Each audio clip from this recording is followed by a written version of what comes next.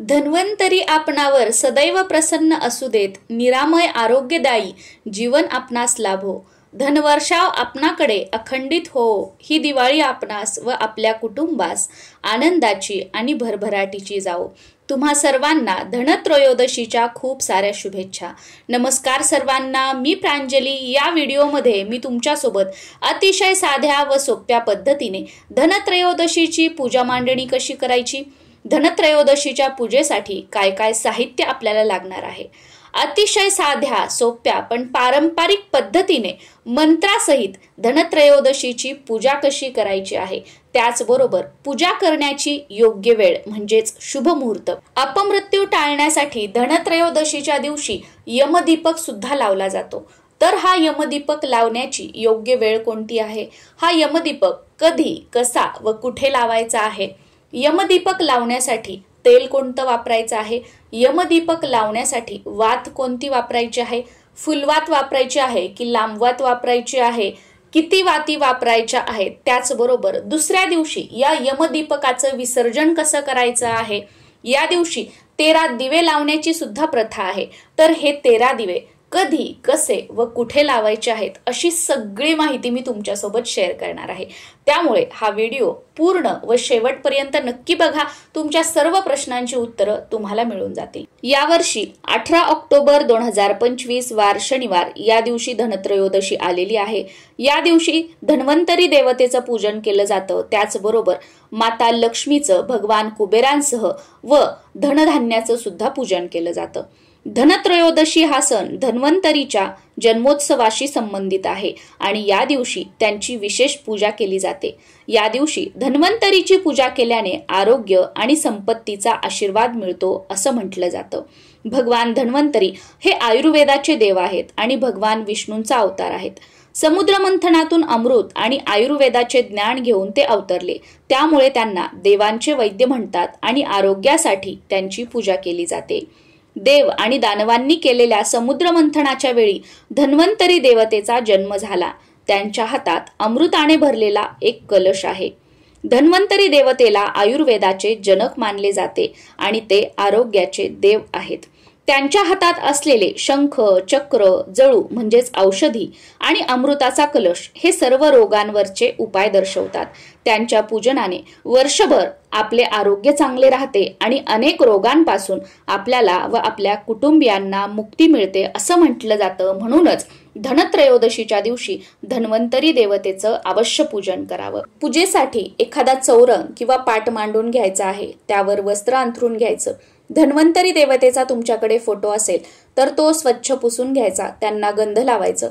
हार असेल तर तो घालून घ्यायचा आणि भिंतीला टेकून त्या चौरंगावर किंवा पाटावर हा फोटो ठेवायचा आहे. त्यानंतर कलश स्थापनेसाठी एक तांब्याचा तांब्या घ्यायचा. कुंकवाने त्यावर स्वास्तिक काढायचं. 5 उभ्या रेषा ओढून घ्यायच्या खालून वरी आणि तो तांब्या कलश स्थापनेसाठी वापरायचा. कोणत्याही पूजेची सुरुवात आपण दीपपूजनाने करत असतो. त्यामुळे सर्वप्रथम एक तेलाचा दिवा आणि एक तुपाचा दिवा लावून घ्यायचा. दिवा कधीही डायरेक्ट चौरंगावर, पाटावर किंवा जमिनीवर ठेवायचा नसतो. दिव्याला नेहमी अक्षतांचं आसन द्यायचं असतं. थोड्याशा अक्षता टाकायच्या, त्यावर हळद कुंकू अर्पण करून घ्यायचं आणि त्यावर दिवा ठेवायचा आहे. दीप प्रज्वलित करून घ्यायचा आणि त्यानंतर दिव्याचं पूजन करायचं आहे. श्री दीपदेवताभ्यो नमः. हे दीपदेवता, मी तुम्हाला हळद, कुंकू, अक्षदा, फूल अर्पण करत आहे असं म्हणायचं व दिव्याला नमस्कार करून पूजनाला सुरुवात करायची आहे. पूजेला सुरुवात करण्यापूर्वी आचमन आणि संकल्प करायचा आहे. आचमनाने आपल्या मनाची व शरीराची शुद्धी होते. तसेच संकल्पाने आपली पूजा सुफळ संपूर्ण होते, पूजा सिद्धीस जाते व पूजेचे संपूर्ण पुण्यफळ आपल्याला मिळते. आचमन करण्यासाठी एक ताम्हण घ्यायचं. आपल्या उजव्या हातात डाव्या हाताने पाणी घ्यायचं आणि म्हणायचं ओम केशवाय नमः व ते पाणी पिऊन घ्यायचं. परत दुसऱ्या वेळेस उजव्या हातावर पाणी घ्यायचं. त्यावेळी म्हणायचं ओम नारायणाय नमः आणि ते पाणी पिऊन घ्यायचं. परत तिसऱ्या वेळेस उजव्या हातावर पाणी घ्यायचं आणि म्हणायचं ओम माधवाय नमः आणि ते पाणी पिऊन घ्यायचं. परत चौथ्या वेळेस उजव्या हातावर पाणी घ्यायचं, ओम गोविंदाय नमः म्हणायचं आणि ते पाणी ताम्हणामध्ये सोडायचं आहे. नंतर संकल्प करायचा. संकल्प करण्यासाठी उजव्या हातात थोडंसं पाणी घ्यायचं. त्यामध्ये हळद, कुंकू, अक्षदा टाकायच्या, फूल टाकायचं आणि आपलं पूर्ण नाव व गोत्राचा उच्चार करायचा. गोत्र माहीत नसेल तर काश्यप गोत्र म्हणायचं व त्या दिवशीची तारीख आणि वार याचाही उल्लेख करायचा. जसं की मी तुमचं पूर्ण नाव, तुमचं गोत्र, त्या दिवशीची तारीख, त्या दिवशीचा वार. दिवाळी धनत्रयोदशी निमित्त माझ्या घरामध्ये धन्वंतरी देवतेचं, माता लक्ष्मीचं, कुबेर भगवानांचं पूजन करत आहे. मला व माझ्या परिवाराला उत्तम आरोग्य व दीर्घ आयुष्य लाभावं, तसेच माता लक्ष्मीची, भगवान कुबेरांची आमच्यावर कृपा होऊन आमच्या घरात सुख, शांती, समृद्धी, ऐश्वर्य, कुटुंबामध्ये एकोपा नांदावा यासाठी ही पूजा करत आहे आणि हातातलं पाणी ताम्हणामध्ये सोडायचं आहे. गणपती बाप्पा, माता लक्ष्मी आणि धन्वंतरी देवतेला आसन देण्यासाठी 2 एकत्रितपणे विड्याची पानं घ्यायची, ती आपल्या डाव्या हाताला ठेवायची आहेत.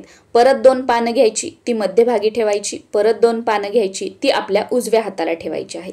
या 3ही विड्याच्या पानांवरती थोड्याशा अक्षदा ठेवायच्या आहेत. बरेच जण काय करतात, एक सिंगल विड्याचं पान ठेवतात. पण आमच्याकडे असं म्हटलं जातं की पूजेमध्ये सिंगल विड्याचं पान कधीच ठेवायचं नाही. एकावर एक 2 अशीच विड्याची पानं ठेवायची. जे आपल्या डाव्या हाताला विड्याचं पान आहे त्यावर गणपती बाप्पांची मूर्ती ठेवायची. जे मधलं विड्याचं पान आहे त्यावर माता लक्ष्मीची तुमच्याकडे मूर्ती असेल तर ती ठेवायची किंवा श्रीयंत्र असेल तर ते ठेवायचं. आणि आपल्या उजव्या हाताला जे विड्याचं पान आहे त्यावर धन्वंतरी देवता स्वरूप एक सुपारी ठेवायची आहे. आता कलशाची स्थापना करून घ्यायची. छोटीशी तांदूळाची रास टाकायची आहे. त्यावर हळद कुंकू अर्पण करून घ्यायचं. त्यावर तांब्याचा तांब्या ठेवायचा, आपण सुरुवातीला स्वास्तिक काढून घेतलेला, आणि त्यामध्ये स्वच्छ पाणी त्याच्या कंठापर्यंत भरायचं. त्या कलशामध्ये हळद, कुंकू, अक्षदा, 1 रुपयाचं नाणं, सुपारी आणि 1 फूल टाकायचं. त्यावर 5 आंब्याची पानं किंवा 5 नागवेलीची म्हणजे खाऊची पानं ठेवायची आहेत आणि त्यावर पाणीदार असं 1 नारळ ठेवायचं आहे आणि कलश देवतेचं पूजन करायचं. श्री कलश देवताभ्यो नमः. हे कलश देवता, मी तुम्हाला हळद, कुंकू, अक्षदा, फूल अर्पण करत आहे असं म्हणून नमस्कार करायचा आहे. त्यानंतर एक ताम्हण घ्यायचं, स्वच्छ पाणी घ्यायचं, दूध किंवा पंचामृत घ्यायचं आहे. त्या ताम्हणामध्ये थोड्याशा अक्षदा ठेवायच्या आणि त्यावर गणपती बाप्पांची मूर्ती ठेवायची आहे. गणपती बाप्पांच्या मूर्तीवर सुरुवातीला स्वच्छ पाण्याने, त्यानंतर पंचामृताने आणि परत स्वच्छ पाण्याने अभिषेक करायचा आहे. गणपती बाप्पांच्या मूर्तीवर अभिषेक करताना ओम गण गणपतये नमः, ओम गण गणपतये नमः हा मंत्र तुम्ही म्हणू शकता किंवा गणपती स्तोत्र म्हणून अभिषेक केला किंवा गणपती अथर्व शीर्ष म्हणून तुम्ही अभिषेक केला तरी सुद्धा चालू शकतं. अभिषेक झाल्यानंतर गणपती बाप्पांची मूर्ती उचलायची, स्वच्छ पुसून घ्यायची, त्या विड्याच्या पानावर ठेवायची आणि पूजन करायचं. श्री महागणपतये नमः. हे गणपती बाप्पा, मी तुम्हाला हळद, कुंकू, अक्षदा अर्पण करत आहे. त्यानंतर 1 फूल अर्पण करायचं. गणपती बाप्पांना धूप दीप ओवाळून घ्यायचं आहे आणि गणपती बाप्पांना नमस्कार करून घ्यायचा. त्यानंतर परत ताम्हण घ्यायचं, त्यामध्ये थोड्याशा अक्षदा ठेवायच्या आहेत, पंचामृत घ्यायचं, स्वच्छ पाणी घ्यायचं आहे आणि त्यावर माता लक्ष्मीची मूर्ती तुमच्याकडे असेल तर ती ठेवायची किंवा श्रीयंत्र असेल तर ते ठेवायचं आहे. श्रीयंत्रावर किंवा माता लक्ष्मीच्या मूर्तीवर सुरुवातीला स्वच्छ पाण्याने, त्यानंतर पंचामृताने किंवा दुधाने आणि परत स्वच्छ पाण्याने अभिषेक करायचा आहे. अभिषेक करताना तुम्ही श्री सुक्तम म्हणून किंवा महालक्ष्मी अष्टकम म्हणून अभिषेक केला तरी सुद्धा चालेल किंवा माता लक्ष्मीचा जो कोणता मंत्र तुम्हाला येत असेल तो मंत्र म्हणून अभिषेक केला तरी सुद्धा चालेल. माता लक्ष्मीचा सर्वात सोपा मंत्र आहे ओम श्रीम नमः, ओम श्रीम नमः हा मंत्र म्हणून अभिषेक केला तुम्ही तरी सुद्धा चालतो. अभिषेक झाल्यानंतर श्रीयंत्र किंवा माता लक्ष्मीची मूर्ती मधल्या विड्याच्या पानावर ठेवायची आहे. हळद कुंकू अक्षदा अर्पण करून घ्यायच्या, फूल वाहून घ्यायचं आहे, धूप दीप ओवाळून घ्यायचं आहे आणि त्यानंतर कुबेर भगवानांचं पूजन करायचं. परत स्वच्छ करून ताम्हण घ्यायचं, त्यामध्ये थोड्याशा अक्षदा ठेवायच्या, त्यावर कुबेर मूर्ती किंवा कुबेर यंत्र ठेवायचं. दोन्हीही असेल तर दोन्हीही ठेवायचं आणि काहीच नसेल तर कुबेर भगवान स्वरूप सुपारी ठेवायची आहे. त्यावर अभिषेक करायचा. सुरुवातीला स्वच्छ पाण्याने, त्यानंतर दुधाने किंवा पंचामृताने आणि परत स्वच्छ पाण्याने. अभिषेक करताना तुम्हाला हा मंत्र म्हणायचा आहे. या मंत्राचा अर्थ असा होतो की हे कुबेर भगवान, आतापर्यंत जे काही तुम्ही धनधान्य समृद्धी आम्हाला दिली त्याबद्दल तुम्हाला नमस्कार असो, नमस्कार असो, नमस्कार असो आणि याही पुढे तुम्ही आम्हाला सुख समृद्धी ऐश्वर्य द्यावं अशी मी तुम्हाला प्रार्थना करते. तो मंत्र अशा प्रकारे आहे. ओम यक्षाय कुबेराय वैश्रवणाय धनधान्याधिपतये धनधान्य समृद्धिम मे देही दापय स्वाहा. हा मंत्र परत एकदा तुम्ही ऐका, लिहून घ्या आणि कुबेर भगवानांच्या मूर्तीवर, सुपारीवर किंवा कुबेर यंत्रावर अभिषेक करताना आवर्जून म्हणा. त्यानंतर हा मंत्र म्हणत म्हणत कुबेर भगवानांचं पूजन करा, त्यांना फूल अर्पण करा, धूप दीप ओवाळून घ्या, त्यांना प्रार्थना करा. तुमचा उद्योगधंदा व्यवसाय असेल तर चांगला चालावा यासाठी, तुमच्या घरात नोकरी करणारे असतील तर त्यामध्ये त्यांची प्रगती व्हावी यासाठी. त्यानंतर सप्तधान्य, 5 धान्य किंवा 9 धान्याचं आपल्याला पूजन करायचं आहे. जेवढ्या धान्याचं तुम्ही पूजन करणार आहात तेवढ्या थोड्याशा अक्षदा ठेवायच्या आणि त्या अक्षदांवरती असे सुगडे मिळतात दिवाळीच्या दिवसांमध्ये. या सुगड्यांमध्ये तुम्ही ते धान्य भरून त्यांचं पूजन करू शकता किंवा तुम्ही वाटीमध्ये धान्य भरून त्यांचं पूजन केलं तरी सुद्धा चालेल किंवा तुम्ही धान्याच्या छोट्या छोट्या राशी मांडल्या आणि त्यांचं पूजन केलं तरी सुद्धा चालेल. या दिवशी माता लक्ष्मीचे पुत्र म्हणजेच त्यांचे मुलं यांनी लक्ष्मी साधना केली होती, म्हणूनच श्रीयंत्राबरोबरच सोनं, चांदी आणि पैशांचंही या दिवशी पूजन केलं जातं. या दिवशी धन्वंतरी देवतेला धन्याचा आणि गुळाचा नैवेद्य दाखवला जातो. धन्वंतरी देवता हे विष्णू भगवानांचंच एक रूप आहे, म्हणून त्यांना या दिवशी तुळस आवर्जून अर्पण करायची आहे आणि नैवेद्यावर सुद्धा तुळशीचं पान आवर्जून ठेवायचं आहे. नैवेद्य दाखवून झाल्यानंतर गणपती बाप्पांची आरती करायची, त्यानंतर धन्वंतरी देवतेची आरती करायची. धन्वंतरी देवतेची आरती विदाऊट म्युझिक मी आपल्या चॅनलवर अपलोड केलेली आहे. त्यानंतर माता लक्ष्मीची आरती आणि नंतर तुमची कुलदेवी किंवा तुमचं कुलदैवत यांची आरती करून कापूर आरती करायची आहे. या दिवशी 13 दिवे लावण्याला सुद्धा खूप जास्त महत्व आहे. पण हे 13 दिवे कसे लावायचे, कुठे लावायचे, हे 13 दिवे पणतीचे वापरायचे की कणकेचे बनवायचे? कणकेचे दिवे बनवताना ते किती मुखी बनवायचे, त्यामध्ये मीठ टाकायचं का, हळद टाकायची का, कोणतं तेल वापरायचं की तुपाचे लावायचे, कोणती वात वापरायची, असे खूप सारे प्रश्न या 13 दिव्यांबद्दल आहेत. त्यामुळे यासाठी मी एक सेपरेट व्हिडिओ बनवलेला आहे, तो तुम्ही बघू शकता. त्यातून तुम्हाला सविस्तर माहिती मिळेल आणि 13 दिवे सुद्धा या दिवशी तुम्हाला आवर्जून लावायचे आहेत. या दिवशी 13 दिवे लावल्याने जेही काही आपलं धन, धान्य, ऐश्वर्य असतं ते 13 पटीने वाढतं असं म्हटलं जातं. म्हणून 13 दिव्यांना या दिवशी खूप जास्त महत्व आहे. तसेच या दिवशी यमदीप सुद्धा लावला जातो, म्हणजे यमदीपदान सुद्धा केलं जातं. तर हा यमाचा दीपक कसा बनवायचा हे प्रत्यक्षपणे मी तुम्हाला बनवून दाखवणार आहे. आणि 13 दिवे सुद्धा जर तुम्हाला कणकेचे बनवायचे असतील तर ते कसे बनवायचे हे सुद्धा प्रत्यक्षपणे मी तुम्हाला दाखवलेलं आहे.